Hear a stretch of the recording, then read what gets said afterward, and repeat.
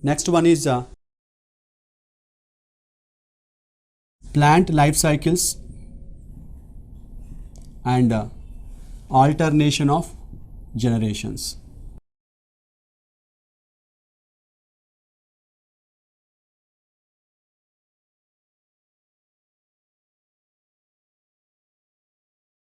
Starting from a primitive group of plants to the highly developed and advanced group of plants, we can see the presence of haploid cells and the diploid cells. But in the lower plants, majority of the life cycle is represented by haploid stage having haploid cells, but only the zygote is represented by diploid stage.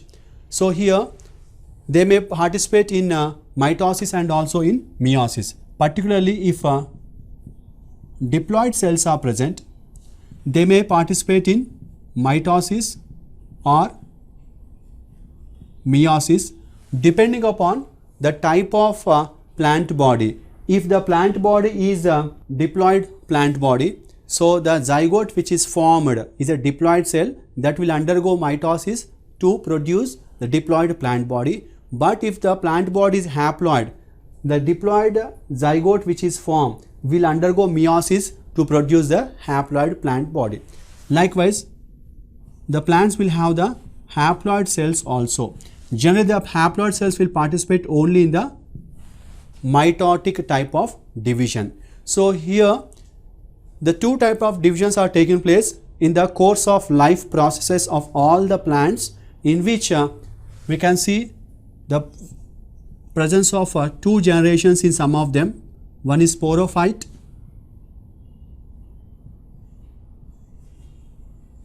or sporophytic generation, and other is the gametophyte or gametophytic generation. But there are some members, particularly the lower plants, where only one generation is present. There is no such alternation of the generations. But starting from bryophytes onwards, we can particularly see the two generations are very much existing, where they are in the alternate manner. And in the process of alternate formation of these two generations, the mitosis and meiosis will be taking place. And at which stage the mitosis or the meiosis is taking place, so that leads to the formation of either the gametophytic generation or the sporophytic generation. Based on that one, we can say gametic meiosis, sporic meiosis and zygotic meiosis are present. So let us see the life cycles and how the two generations, if they are existing, how they are alternate with each other in the different life cycles. The first one is haplontic life cycle.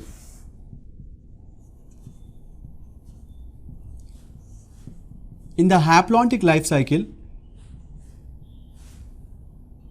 here only the gametophyte generation is present, which is free living, and sporophyte is, we can say sporophyte is absent, or it may be represented in the form of a zygote. Zygote is the only diploid structure in the entire life cycle. So here the zygote is formed by the fusion of two haploid structures, that is a male and the female gamete, as a result of sexual reproduction. So here the zygote which is formed will undergo meiosis to produce the haploid structures. From there the haploid plant body will be produced. So if you see that life cycle, the zygote, which is diploid in its nature, and this will undergo meiosis. Like this is a zygote which undergoes meiosis to form 4 haploid cells.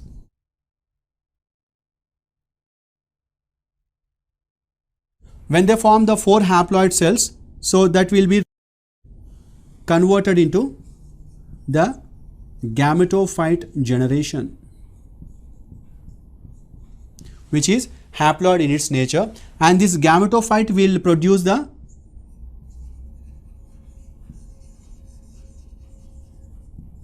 gametes by a process called as gametogenesis, and these gametes are also haploid in the nature because the plant body itself is a haploid one, and these two gametes, that is male and the female gametes, which are formed as a result of gametogenesis, will participate in a process called as fertilization process, once again resulting in the formation of zygote. So this is a life cycle which occurs in the haplontic plants, in which zygote is the only diploid stage, whereas all other stages are in the haploid condition. So here we can see only the free living stage, that is gametophyte is a free living stage. No, it is not represented with the sporophytic generation. So this type of life cycle is present in the lower organisms like in algae, like Chlamydomonas,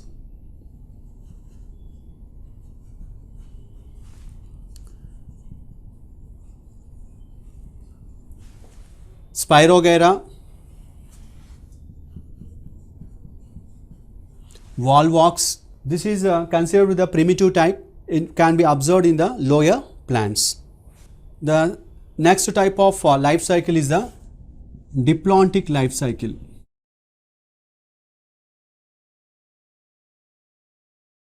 Here in the diplontic life cycle, the sporophytic generation is present, which is a diploid and a free living stage, and here in this process the gametophyte generation is not present, or it may be represented only by the gametes, and it is a very short span of period. And here if you see the life cycle pattern here, starting with the sporophyte, which is diploid in its nature, this sporophyte will produce the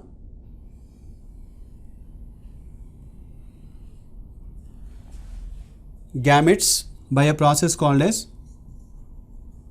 gametogenesis.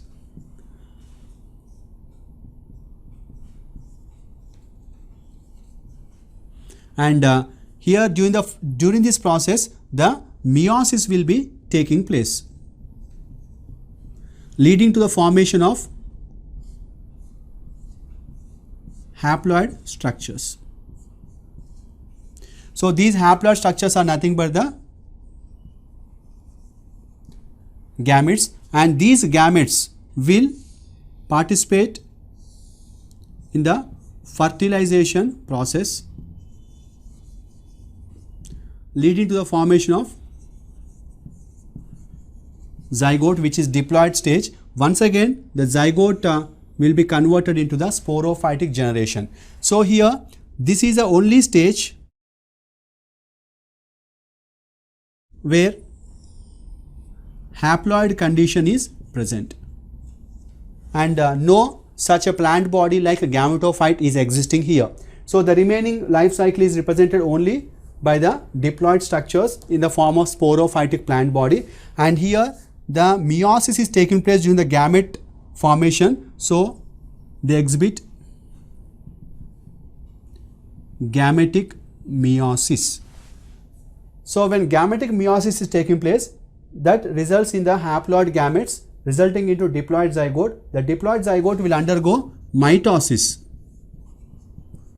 to produce a sporophyte, which is also diploid in its condition. So the next type of life cycle is a diplohaplontic life cycle. In the diplohaplontic life cycle, the plants will have two generations. One is a sporophytic generation and a gametophyte generation. The sporophyte is a diploid generation, whereas the gametophyte is a haploid generation. And as we know, the sporophyte will produce the spore mother cell, which undergoes meiosis, leading to the formation of haploid spores. And those haploid spores will give rise to the haploid stage, that is called as gametophyte. and the gametophyte will participate in the sexual reproduction by forming the gametes by mitosis, because the gametophyte body itself is a haploid one.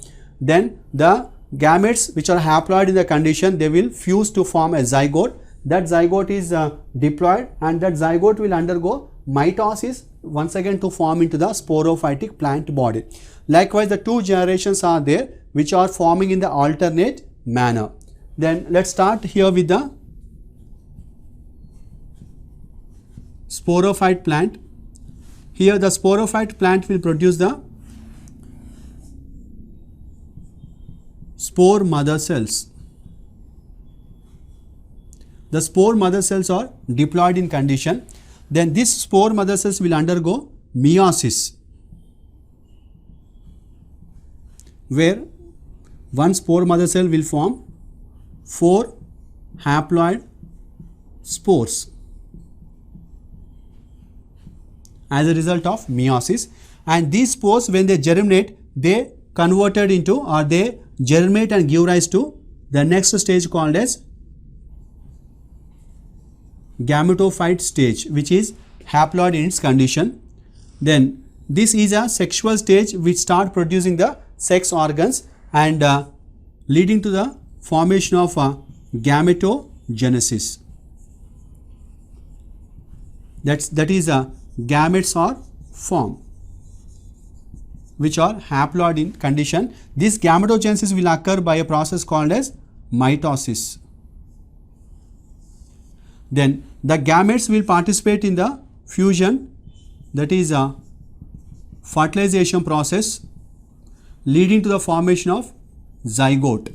This zygote will be in diploid condition, and this zygote will undergo further mitosis to form into sporophyte. So here from this stage,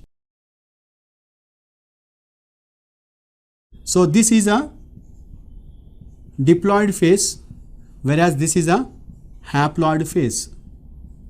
So the two phases are there, we call it as a diplohaplontic life cycle. So this type of life cycle is mostly been seen in the pteridophytes, gymnosperms and the angiosperm group of plants. The members of bryophytes will exhibit the intermediate type of life cycle which is called as haplodiplontic life cycle, because in bryophytes the gametophyte is the dominant stage. The life cycle will start with the gametophyte which is haploid, and this gametophyte will produce as the gametes, that is gametogenesis will occur leading to the formation of gametes by mitotic process. And these gametes, when they fuse by a process called as fertilization, they form the second stage or second generation, that is a sporophyte generation, which is diploid in its condition. And this sporophyte will produce as spore mother cells which are diploid, and these spore mother cells will undergo meiosis to produce haploid spores, and these spores on germination they give rise to the gametophytic stage. So here the only difference is the life cycle starting with the gametophyte, and in the mean course of time the sporophyte will be coming. So the gametophyte, as it is haploid and dominant, that's why we call it as a haplodiplontic life cycle, which is present in the bryophyta group of plants. Some exceptional cases are there in the algal members, because in algae it is a haplontic life cycle, but there are some members like ectocarpus and kelps, that is laminaria. So these two members are showing diplontic type of life cycles, and fucus is other member which is also showing the diplontic type of life cycle. But there are some members of rhodophyceae, that is red algae, like Polysiphonia.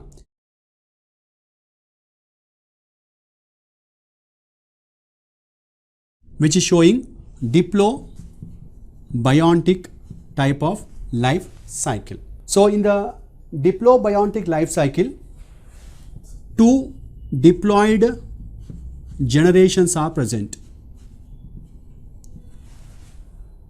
The two diploid generations are, one is a carposporophyte,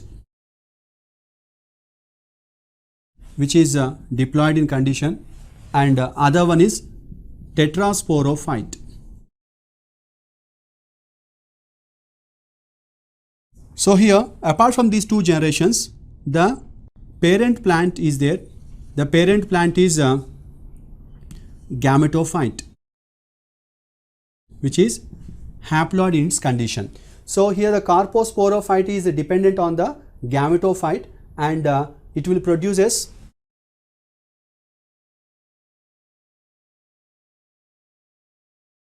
the carpospore.